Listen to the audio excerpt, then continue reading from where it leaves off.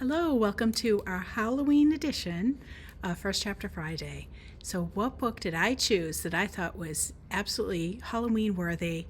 And it is Extinction Point by Antony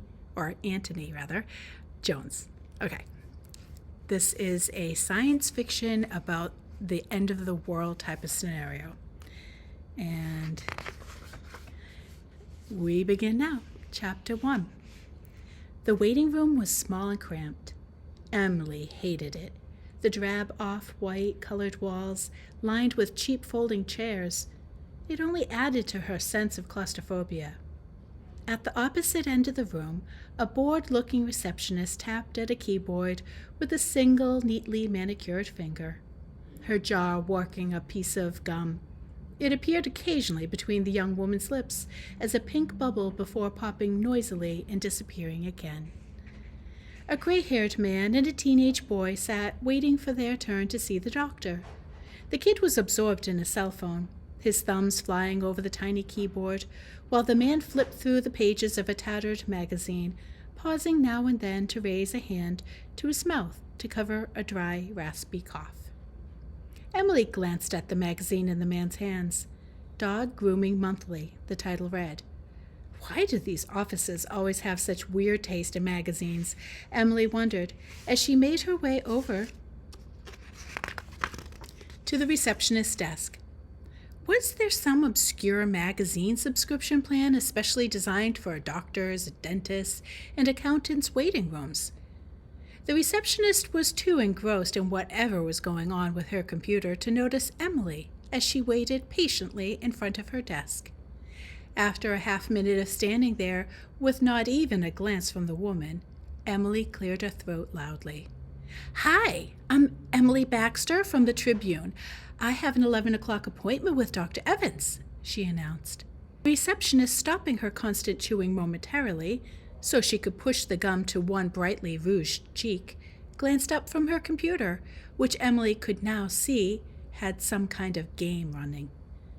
I'm sorry," said the woman. "What did you say your name was?" The bubblegum put in another brief appearance, flashing a glimpse of pink against the woman's white teeth. "Emily Baxter," the young reporter repeated slowly, just to make sure the receptionist got it right. "I'm from the New York Tribune, and I'm here to interview your boss about the clinical trial he's working on." The receptionist made an obvious pretense of checking her computer before picking up the cheap phone sitting on her desk and punching in a pair of numbers. "Dr. Evans, I have an Amelia Baxter here for you." "Yes." "She says she's a reporter." "Okay."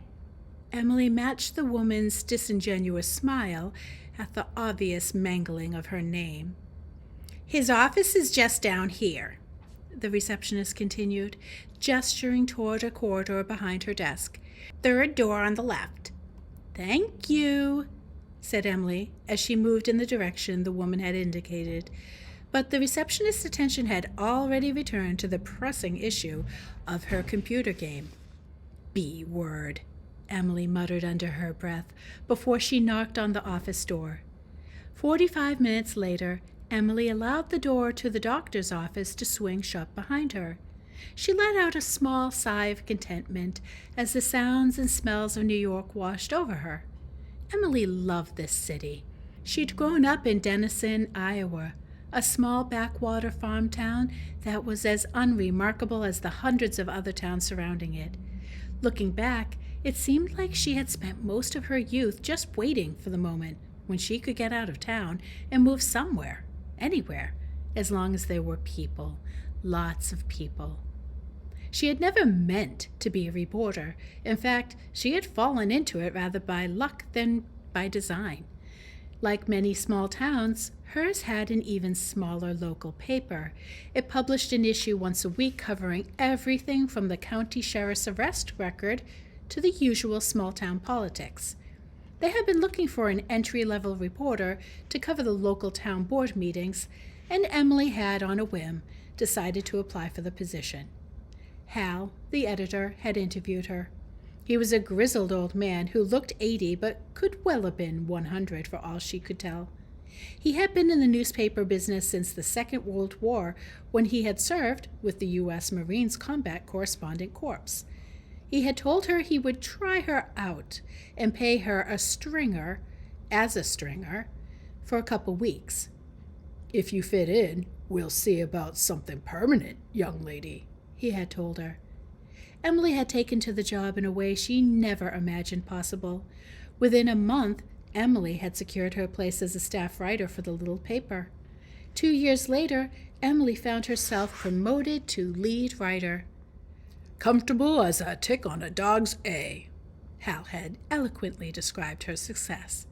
She stayed with the paper for another 5 years before she felt she'd had enough experience to take on the challenges of working for a bigger publication. She'd been pleasantly surprised by the number of requests for interviews she received, but had finally decided to accept an offer from the New York Tribune that was just too good to pass up. It was her ticket out of the small town that she longed to leave for so long. She had been working on the Metro desk at the Tribune for 6 years now and loved every minute of it. The job would never make her rich, but it paid enough that she got by without having to worry about when the next paycheck was coming.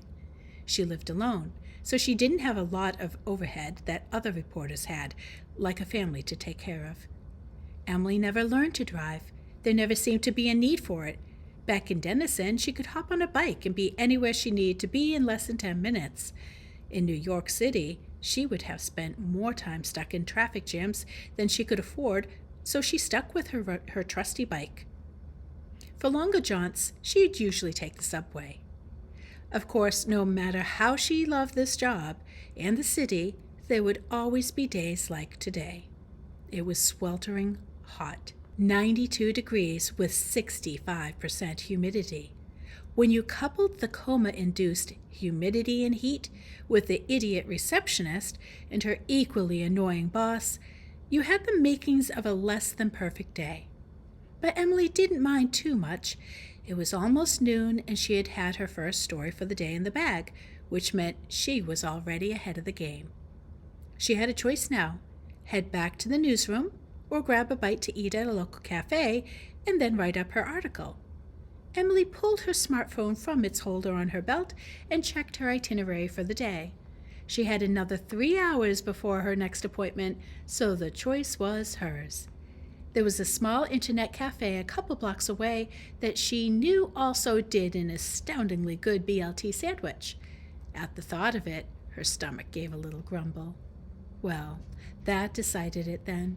Emily unlocked the chain securing her bike at the no parking sign, slung her backpack over her shoulder, and set off in the direction of lunch. Emily brought her bike to a stop in front of the cafe. She chained the bike to a security rack the store had courteously installed just outside and walked into the cafe. As she entered the air-conditioned interior of the cafe, Emily felt the sweat under her armpits chill uncomfortably enough to give her a little shiver. The mellow sound of smooth jazz and the smells of roasted coffee and fresh-baked bread immediately grabbed her attention. Her stomach grumbled in anticipation. In complete contrast to her reception at the doctor's office, a warm and honest smile from the cafe's owner greeted Emily as she walked around the counter. "Good afternoon, young lady. What can I get for you today?" he asked, a slight accent betraying his Italian origins. "I'll take a cappuccino," Emily said after looking over the chalkboard list of coffees. "And a BLT for here, please." The cafe was deserted. The lunchtime rush was still an hour away, so she had her pick of tables. She chose a 4-seater near the window where she could keep an eye on her bike while she ate. Emily pulled her laptop from the backpack and hit the power button. It only took a minute for the computer to boot up and locate the cafe's wireless internet signal. Emily clicked on her email client, and she waited for it to load any emails that she'd received since going incommunicado over the past couple of hours. There was a message from her editor at the paper reminding her to get her stories in before deadline. along with the usual collection of spam promising to increase her size and offering a cheap prescription medication imported directly from China. Nothing important. She pulled up her web browser and checked CNN. There was the usual potpourri of stories on the news website's front page. Conflict still raged across some godforsaken third world country. A politician had been caught with his pants down again. Reports of some weird weather throughout Europe. And some thoroughly uninspiring stock market numbers that meant her 401k was going to be worth even less than it was yesterday. Emily clicked on the weather article and began reading. The Associated Press was reporting a strange phenomenon throughout most parts of Europe. The article said local government agencies were reporting an unknown red precipitation with no apparent meteorological cause. The first case had been reported in Smolensk, Russia, over 12 hours ago. Similar reports of what the news agencies had conveniently, if somewhat unoriginally labeled as red rain, were coming in from Finland, Sweden, Poland, Germany, the UK, and Spain as the day progressed. Waiting for the teachers to stop talking. Anything interesting going on in the world? The cafe owner asked as he placed the plate with her sandwich next to her steaming cup of coffee. Emily looked up and smiled. Not unless you want to talk about the weather, she said. Apparently, that didn't appeal to the cafe owner as he fired another smile her way before walking back to his counter. Emily took a large bite from her sandwich. It was absolutely delicious. Being careful not to let any crumbs fall on her keyboard, she continued reading the news report. CNN had decided to eschew the European press's red rain nomenclature and had instead labeled the phenomenon blood rain. Right, her reporter brain thought. Good move. Give an arbitrary weather phenomenon a scary-sounding name, and it makes the whole non-event sound that much more frightening and threatening. It virtually guarantees a front-page article and probably gives the writer a chance at a couple of follow-up stories, too. Lucky bee.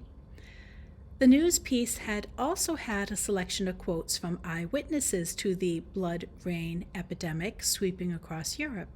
The witnesses reported that the rain had begun falling at around 12:30 p.m., seemingly from nowhere. It smelled funny, and when I licked it, it tasted like sour milk, one witness in Smolensk had said. Why the hell would you stick that stuff in your mouth? Emily wondered. The level of some people's intelligence never failed to amaze her. Who knows where it came from? There was no denying it was an interesting story, she had to admit, but the probability was that some unknown chemical plant in an equally unknown part of Russia had gone all Chernobyl and was spilling this toxic red S word into the atmosphere. And knowing the former Soviet Union's track record for reporting these kinds of accidents, well, it would probably be months or even years before the offending chemical plant was located. Even then, the Russians would maintain their lie till you die, policy of non-admission. Some things just never changed. Emily took another large bite from her sandwich and glanced at the clock on the wall behind the counter. The digital display showed 12:28. Well, time to get my A into gear. She began the process of shutting down her computer and packing it away for the bike ride back to the paper. Outside the cafe's window, she could see the daily bustle of life in New York City continuing, as it had for countless years. The people changed, the buildings got dirtier and taller, but it all really just boiled down to folks getting on with their lives, doing the best they could to stay in the rat race. Emily loved it. That'll be $8.75, the Italian man behind the counter said. Emily swiped her debit card and typed in her PIN, pocketing the receipt in a small pouch she carried with her. Come tax season, every little bit would help. Have a great... He stopped mid-sentence, his eyes looking over her left shoulder out to the street behind her. What do you think's going on out there? He said almost to himself. Emily noticed a slightly confused look across the man's face as she twisted around to see what he was talking about. Through the window, she could see the heat shimmer playing off the sidewalk and the asphalt-covered road. Instead of the usual hustle and bustle that she noticed just a few minutes earlier, she saw that many of the pedestrians were now simply standing still. Most were shading their eyes against the bright sun as they looked skyward. "What the?" exclaimed Emily, taking a step closer to the window. From the cloudless New York sky, a crimson rain had begun to fall, with the force of a light summer shower. The drops pattered onto the scorched sidewalk and began collecting into small, bloody, red puddles. A thick glob of the red liquid splashed against the store window. Emily watched it slide slowly down the glass. It seemed far more viscous than normal rain, and she was suddenly having an inkling of how appropriate the label blood rain was. In the space of a few seconds, the light drizzle increased to a heavy shower. Red rain pummeled the sidewalks, roads, and buildings beyond the sanctuary of the cafe. It clung to the glass of the window like mud, or more appropriately, like blood splatter at a murder scene. Gravity slowly pushed it down the window pane, leaving a blood-like trail of the viscous liquid behind. More drops hit the window. These were larger and hit with enough force that she could hear the thump of the impact against the glass. It was almost as loud as hail. Pedestrians who had until moments before stood staring in a confused fascination at the bizarre spectacle scattered, and they ran for shelter. Some held briefcases or clutch bags over their heads as they sprinted under awnings or into doorways in stores. Within seconds, everyone caught outside looked like victims from a slasher movie. Their thin summer shirts stained carmine, and any exposed area dripping with the blood rain, which seemed capable of adhering to anything it came into contact with. "This is unbelievable." Emily strained her neck to try to get a better view. It was hard to see clearly because the buildings were so tall, but she could just make out a patch of clear blue high above the rooftops. There were no clouds that she could see, and no sign of aircraft that could have been dumping this stuff. Just a pincushion of red dots dropping from an empty sky.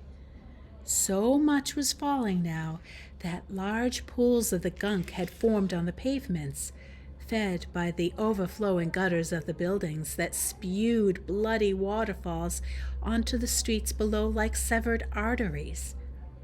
Streams of the rain ran into the street's gutters and along the sidewalks. A sudden thud caused Emily to give a little yell of surprise and leap back from the window. Something large had hit it and fallen, flapping to the pavement just outside. It was a pigeon, covered in the red rain. The half-blinded bird had flown straight into the cafe's storefront. The bird, with one wing obviously broken, flapped and convulsed in a circle for a few seconds, twitched twice, and then lay motionless on the sidewalk. As Emily stood mesmerized by the pigeon's final moments, she heard the store owner exhale a single, heavily accented expletive. "Murder," he hissed under his breath, reverting to his native Italian in disbelief. Emily looked up from the dead pigeon in time to see more birds dropping from the sky.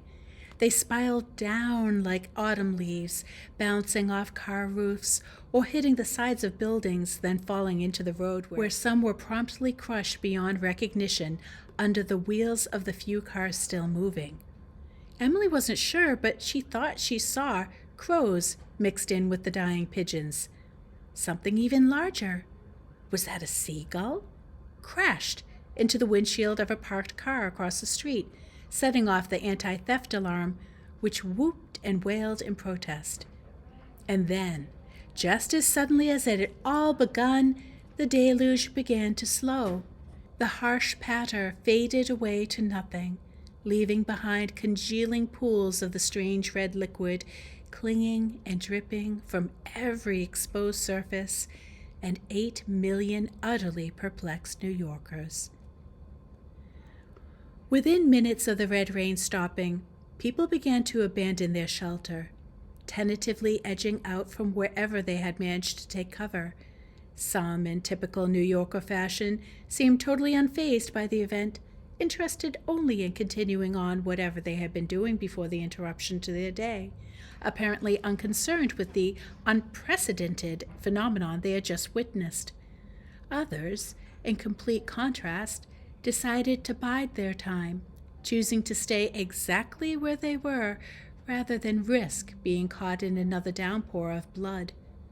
Emily could see their wide eyes peeking out from under awnings, while others had their faces pressed to windows staring up at the sky, their mouths agape, or relaying back what they could see to those who had sought shelter with them. Emily's heart rate slowly began to return to its normal level as she continued to watch, choosing to stay behind the safety of the cafe's front door and unwilling to leave the shelter it offered. Those of a more inquisitive nature had begun examining the remnants of the bloody storm, which, from what Emily could see of the puddles outside the cafe, appeared to be slowly evaporating into the early afternoon heat. "Jesus!" Emily exclaimed, her natural reporter's inquisitiveness finally getting the better of her, as she cautiously opened the door of the cafe and stepped out onto the sidewalk. Dead birds lay everywhere, hundreds of them, their bodies littering the road, sidewalks, and parked vehicles. Each tiny body was silhouetted by a halo of the slowly disapparating red goop. It took another couple minutes for Emily to realize she was missing a perfect opportunity for a story. She unslung her backpack, pulled her Nikon from its case, and began shooting a panoramic HD video of the scene.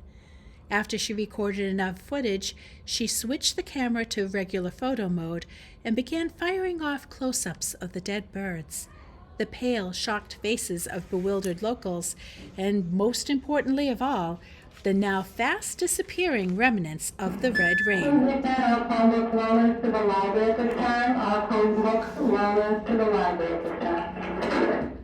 A few globules of the red stuff still hung from the handlebars of her bike, and she took photos of it as it dripped obscenely into small puddles around her front tire. Through the macroscopic zoom of her camera, Emily could see that the rain, or whatever the hell it was not simply evaporating or being absorbed into the pavement like normal liquid. Instead, the red goop looked as though it was breaking apart into smaller pieces. As Emily continued to shoot footage, the puddle she saw, one piece simply disintegrate into hundreds of tiny red particles that flipped and somersaulted on the street's warm currents of air like an aerosol spray, before spiraling away like dandelion seeds she used to love to watch float on an evening breeze as a kid. "What do you think that was?" asked a young man, startling her from her observation. The kid had been sheltering under the awning of a bookstore next to the cafe. Streaks of red stained his white business shirt, and Emily could see droplets of the rain still clinging to his hair. "I mean, where did it come from? There were no clouds at all." Emily considered his question for a moment before replying. "I have no freaking clue. No clue at all." All right, so I finished reading chapter 1. Chapter 2 is incredibly dramatic, but I just don't have time to read that for you. Sorry, I kind of like to stop where it's going to hook you even more. So I'll just give you a little preview that very soon after these events, everyone starts losing connection with first where things started over in Russia, and then coming towards America. all the countries, no one can get a hold of their loved ones. There's no internet, apparently. There's no cell phones ability. Something is blocking, or something just happened to everyone, wherever that red rain came from. All right, so that's what happens in chapter 2. This is just a great horror book, and it should totally be a movie. There's probably 4 books in the series, and you should read them all. All right, thanks for tuning in. Happy Halloween, everyone.